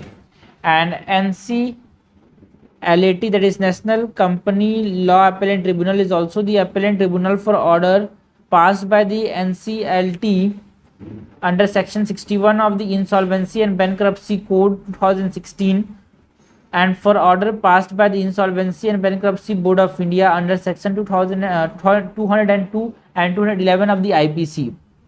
IBC के under अगर इनके according भी यहाँ पे क्या है, ये appellate tribunal है क्या? हाँ बिल्कुल सही है. हमसे इनकरेक्ट पूछा, इनकरेक्ट हो जाएगा बी. तो आंसर क्या हो जाएगा 44 का आंसर हो जाएगा बी. ठीक है, तो याद रखना 4 तो सही होगा ही होगा. NCLAT was constituted under section 410 of the Companies Act 2013 to hear appeals against the order of the National Company Law Tribunal. तो ये भी सही है. 2013 में बना था national company law appellate tribunal. Question number 45 है, which of the following statement are correct regarding the general difference between plant and animal cell. देखो ये प्रीवियस क्वेश्चन है 2020 में आ चुका है. Plant cell have cellulose cell wall while animal cell do not. बिल्कुल सही है, एनिमल सेल के पास सेल वॉल नहीं होता है. प्लांट सेल डू नॉट है plasma membrane unlike animal cell. No, दोनों के अंदर प्लाज्मा मेम्ब्रेन होता है भाई, प्लांट सेल और एनिमल सेल दोनों में. देखो अगर मेरा स्पीड थोड़ा मैं तेज बोलता हूँ यार, थोड़ा स्पीड में धीरे करना होगा, तो स्पीड को 0.75x कर दो यार. Mature plant cell have one large vacuole while animal has small vacuole. है ना, बिल्कुल सही है। मैच्योर प्लांट सेल में बड़े बड़े वैक्यूल्स होते हैं, इनमें से छोटे छोटे वैक्यूल्स होते हैं। करेक्ट हमसे पूछा गया, क्या हो जाएगा, सी। 46 नंबर क्वेश्चन है, consider the following statement about biodiversity hotspots. हमको बात किसकी करनी है, बायोडाइवर्सिटी हॉटस्पॉट्स की बात करनी है यार। The term was coined by UNESCO. जो बायोडाइवर्सिटी हॉटस्पॉट्स है ना, उसको किसने कॉइन किया था, यूनेस्को ने कॉइन नहीं किया था भाई, नॉर्मन मेयर ने कॉइन किया था, है ना। There are 36 biodiversity hotspot globally covering 2.5% of the earth's land. बिल्कुल सही है, दुनिया भर में 36 बायोडाइवर्सिटी हॉटस्पॉट है, जिसमें 2.5 से एरिया में आता है, 2.5% ऑफ द अर्थ एरिया में आता है ये। And 4 biodiversity hotspot are located in India. बिल्कुल सही है। इसमें 4 में कौन सा है, हिमालयाज है, Indo Burma region, western Ghats and Sundaland, जो अंडमान एंड निकोबार आते हैं वो सब, ठीक है। सो करेक्ट हमसे पूछा गया है, करेक्ट हो जाएगा यहाँ पे only 2 statements, okay. So 47 number question है, which of the following pair are correctly match with regard to the river and the country boundary it marks, ठीक है। तो क्वेश्चन का लेवल कैसा है भाई, क्वेश्चन का लेवल है डिफिकल्ट। तो रियो ग्रेड जो नदी है वो किसके किसके बीच में है, यूएसए एंड मैक्सिको के बीच में है क्या, रियो ग्रेड। बिल्कुल सही है, जो रियो ग्रेड है वो मैक्सिको एंड यूनाइटेड स्टेट्स के बीच में है। ऑरेंज रिवर जो है वो नामीबिया एंड साउथ अफ्रीका के बीच में है क्या, बिल्कुल सही है। ऑरेंज रिवर जो है वो नामीबिया और साउथ अफ्रीका के बीच में है। जो अमूर रिवर है वो कहाँ पे है भाई, वो चाइना एंड रशिया के बीच में है, तो ये भी सही है। करेक्ट हमसे पूछा गया है, करेक्ट रहेगा यहाँ पे डी। तो रियो ग्रेड, यूएसए, मैक्सिको। देखो भाई कुछ चीज़ ऐसे आ जाता है तो बीच में, इसलिए करंट अफेयर क्वेश्चन बनाना जरूरी होता है, बहुत ज़्यादा बूस्ट देता है मार्क्स को प्रीलिम्स में। अमूर रिवर जो है चाइना एंड रशिया के बीच में, बिल्कुल सी है। ऑरेंज रिवर जो है नामीबिया एंड साउथ अफ्रीका के बीच में है। क्वेश्चन नंबर 48 है, which of the following can be the impact of weaving of import duties bye the government, ठीक है। जब जो इम्पोर्ट ड्यूटीज है उसको जब हटा दिया जाएगा गवर्नमेंट के द्वारा, तो क्या क्या इम्पैक्ट पड़ता है, ये हमसे पूछा गया है, ठीक है। लेवल है इसी क्वेश्चन का। It can reduce inflation in the domestic market, ठीक है। इट कैन इम्पैक्ट, है ना, इट कैन रिड्यूस इन्फ्लेशन। जब हमारे पास इम्पोर्ट ड्यूटीज को हम कम कर देंगे, इम्पोर्ट ड्यूटीज को जब हम हटा देंगे, है ना, जब हम इम्पोर्ट ड्यूटीज को हटा देते हैं, सो क्या होता है भाई, जब इम्पोर्ट ड्यूटीज को हम हटा देते हैं तो इन्फ्लेशन क्या होगा, कम होगा क्या, बिल्कुल सही है, बिकॉज पैसा तो कम लगेगा ना, है ना। So it can increase the spending capacity of citizen, बिल्कुल सही है, जो कि पास ज़्यादा पैसा आएगा खर्च ज़्यादा करेंगे। It can disturb the country balance of payment, बिल्कुल सही है, उस हिसाब से ये बना नहीं है भाई, है ना, खर्च ज़्यादा कर लेंगे लोग। It can give a boost to domestic industry, बिल्कुल सही, जब खर्च ज़्यादा करते हैं तो डोमेस्टिक इंडस्ट्री बूस्ट करती है। तो इम्पैक्ट हमसे पूछा गया है, इम्पैक्ट हो जाएगा डी, मतलब सारे के सारे इम्पैक्ट सही हैं भाई। क्वेश्चन नंबर 49 है, आइडेंटिफाई द करेक्ट स्टेटमेंट। हमसे करेक्ट स्टेटमेंट आइडेंटिफाई करने के बारे में पूछा गया है। सो करेक्ट हमसे पूछा गया है, Cham Lama dance is associated with Tibetan Buddhism. जो चैन लामा डांस है वो बुद्धिज्म, कौन से बुद्धिज्म, क्या ये तिब्बतन बुद्धिज्म के साथ रिलेटेड है, चैम लामा डांस, बिल्कुल सही है यार, जो कि हर लोसार में इसको सेलिब्रेट किया जाता है, हर लोसार में डांस। लोसार मतलब क्या है, लोसार मतलब हमारे पास जो तिब्बतन का न्यू ईयर, उसको हम लोग लोसार बोलते हैं।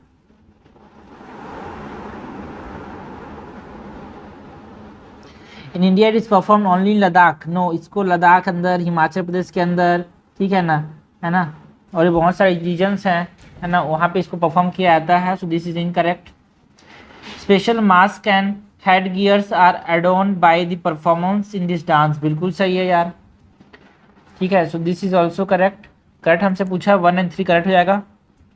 50 नंबर क्वेश्चन है, a person stood alone in desert on a dark night and wanted to reach his village which was situated 5 kilometers east of the point where he was standing.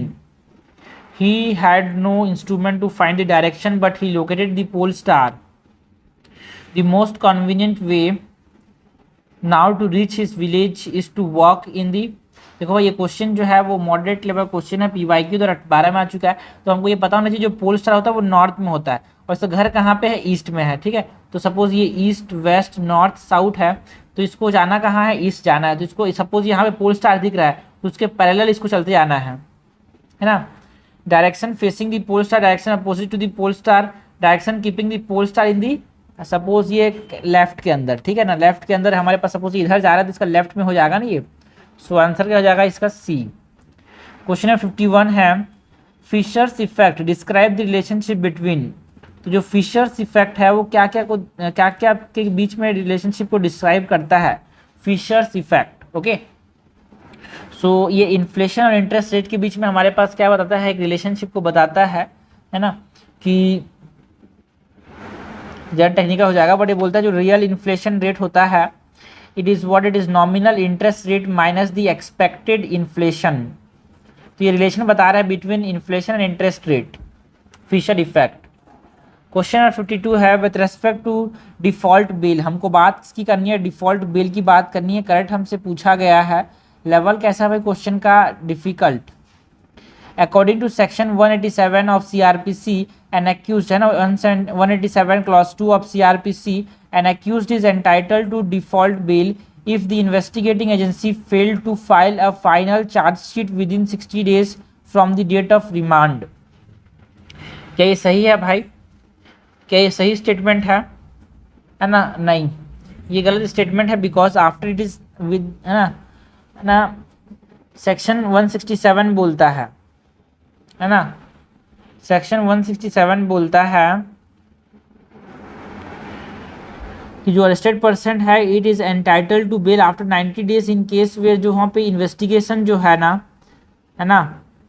Investigation it is related to punishable with death और imprisonment of life या फिर imprisonment for not less than 10 year है ना, and 60 days where the investigation related to any other offence.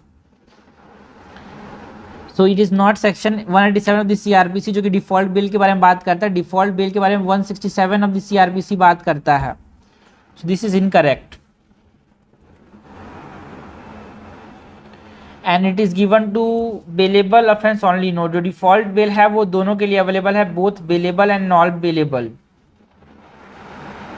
Default bail is available to both bailable and non bailable offence, ठीक है।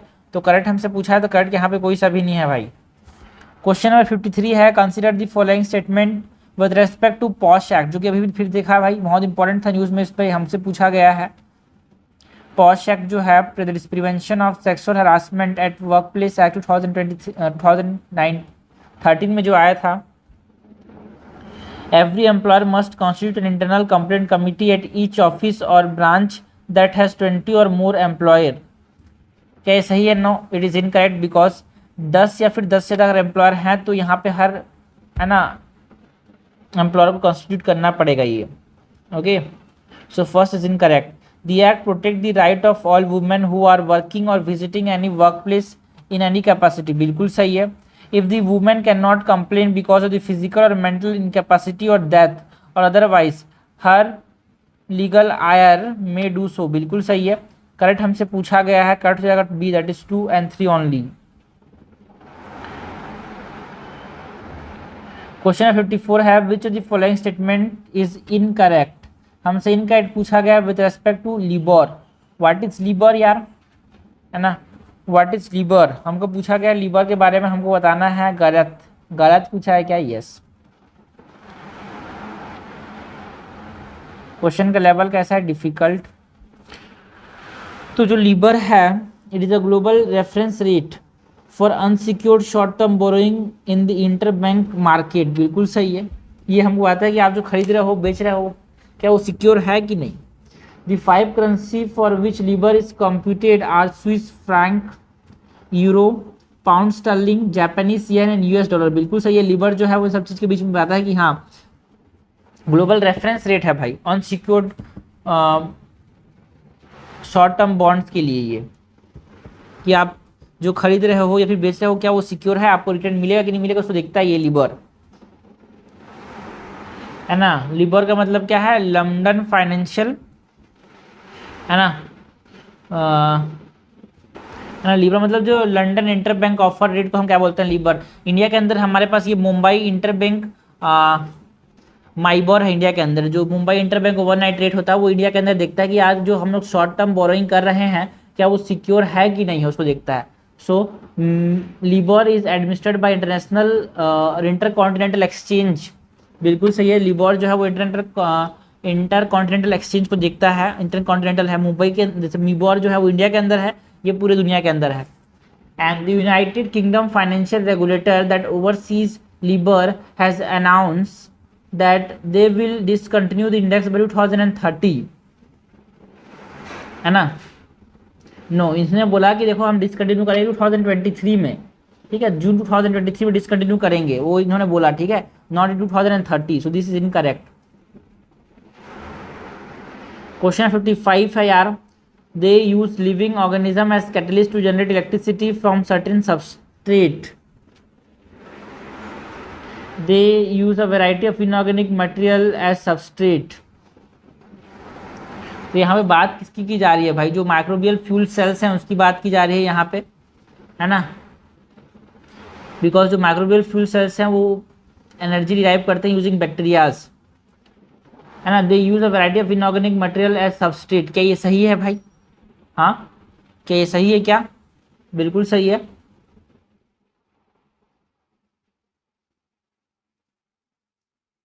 हमको बात देखो यहाँ पे क्वेश्चन जो है, यहाँ पे ऐसा क्वेश्चन है भाई, आप समझना। यहाँ पे 3 स्टेटमेंट है, ये स्टेटमेंट नंबर 1 है, ये 2 है, ये 3 है ना। और हमसे पूछा गया है अबाउट दी माइक्रो बायल फ्यूल सेल्स, इसके बारे में हमको बताना है, ठीक है। सो इसमें हमारे पास कौन कौन से स्टेटमेंट सही है ये हमसे पूछा गया है। जो माइक्रो बायल फ्यूल सेल्स होते हैं ना, they use living organism as catalyst to generate electricity from certain substance. बिल्कुल सही है। माइक्रो बायल फ्यूल सेल्स के बारे में पूछा गया है, याद रखना यहाँ पे, है ना। पहला सही है। And they use variety of inorganic material. No, they use organic material. This is incorrect. They use organic material as substrate and they can be installed in waste water treatment plant to cleanse water and produce electricity. बिल्कुल सही है। Correct हमसे पूछा गया है। Correct हो जाएगा 1 और 3, आंसर हो जाएगा सी। क्वेश्चन नंबर 56 है। विद रेस्पेक्ट टू खूनी दरवाजा, हमको बात किसकी करनी है? खूनी दरवाजा की बात करनी है। Which of the statement is are correct? Khooni Darwaza के बारे में हमको पूछा गया है, करेक्ट बताना है भाई, ठीक है। डिफिकल्ट लेवल का क्वेश्चन है ये। Khooni Darwaza is a gate build during the region of Sher Shah Suri in 16th century. Khooni Darwaza जो है शेरशाह सूरी के समय बनाया गया है। बिल्कुल सही है। दिल्ली गेट के पास में है ये। The architecture of Khooni Darwaza is a blend of Mughal and Nagara style. No, इसके जो आर्किटेक्चर थे वो ब्लेंड थे of Mughal and Afghan style. And the gate get its name from the killing that took place during the Indian Rebellion of 1857। बिल्कुल सही है। सो खूनी दरवाजा क्यों बोलते हैं? बिकॉज जो इंडियन रिबेलियन हुआ था, है ना, रिवोल्ट हुआ था, उसके समय जो यहाँ पे किलिंग्स देखने को मिली थी, उसके वजह से इसका नाम पड़ गया खूनी दरवाजा। बहुत ज़्यादा लोग मरे थे यहाँ पे। सो करेक्ट हमसे पूछा गया है, करेक्ट हो जाएगा सी। क्वेश्चन 57 है। Who are the persons entitled to vote by post at an election. ठीक है, कौन कौन से लोग जो हैं वो वोट बाई पोस्ट कर सकते हैं एक इलेक्शन के समय, है ना। तो क्वेश्चन का लेवल कैसा है भाई? मॉडरेट लेवल क्वेश्चन है ये। सो स्पेशल वोटर्स जो है वो वोट कर सकते हैं क्या? बिल्कुल सही है। सर्विस वोटर जो है वोट कर सकते हैं क्या? बिल्कुल सही है। ये कंडक्शन ऑफ इलेक्शन रूल्स के अंदर आता है भाई, ये कंडक्ट ऑफ इलेक्शन रूल्स के अंदर आता है। कंडक्ट ऑफ इलेक्शन रूल्स के अंदर आता है 1961 के अंदर। And voters on election duty, ये भी हमारे पास वोट बाय पोस्ट के लिए एलिजिबल है। And electors subjected to preventive detention. बिल्कुल सही है। जो इलेक्टर्स प्रिवेंटिव डिटेंशन के अंदर हैं वो भी हमारे पास किसके अंदर आते हैं? वोट बाय पोस्ट के अंदर आते हैं। तो हमसे पूछा गया कौन आते हैं, तो चारों के चारों आते हैं। क्वेश्चन 58 है। Which of the following states are recognised by nuclear non proliferation treaty. ठीक है ना, जो लेवल इजी है, जो न्यूक्लियर नॉन प्रोलिफरेशन ट्रीटी है उसके द्वारा इसको नॉन वेपन स्टेट घोषित किया गया है। कौन कौन से देश हैं ऐसे भाई? कौन कौन से देश हैं हमारे पास? फ्रांस है बिल्कुल, रशिया है बिल्कुल, ईरान तो नहीं है, इसे तो थोड़ा लड़ाई होते रहता है। चाइना को क्या इसको चाइना को बोला गया है क्या? बिल्कुल। न्यूक्लियर वेपन स्टेट बिल्कुल सही है ना, ऑफिशियली, है ना। इसमें हमारे पास इजराइल को बोला गया है क्या? नहीं। इसमें मेन 5 हैं हमारे पास, है ना। कौन कौन से हैं? China, France, Russia, UK and US, है ना। इसमें रिमेनिंग 4 नेशन जिसने ये एनपीटी साइन नहीं किया है, एनपीटी जिसने साइन नहीं किया वो कौन कौन है? इंडिया है, पाकिस्तान है, नॉर्थ कोरिया है एंड इजराइल है।